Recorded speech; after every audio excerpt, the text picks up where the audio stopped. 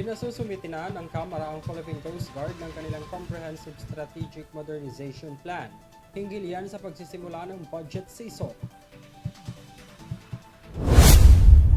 Ayon kay House Speaker Martin Romualdez, sa sandaling talakayin ng pondo ng PCG sa Kongreso, gagawing basihan ang kanilang modernization plan para sa dagdag na pondo.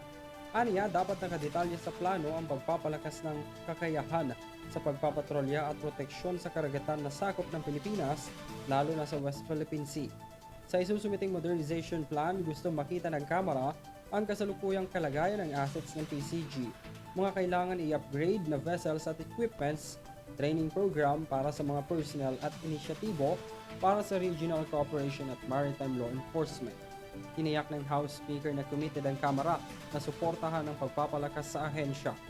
Sa isang pahayag, sinabi ng mambabatas na titiyakin anya nila na handa ang Coast Guard at well-funded para protektahan ang ating territorial integrity laban sa mga panlabas na banta at igiit ang sovereign rights sa mga pinag-aagawang teritoryo.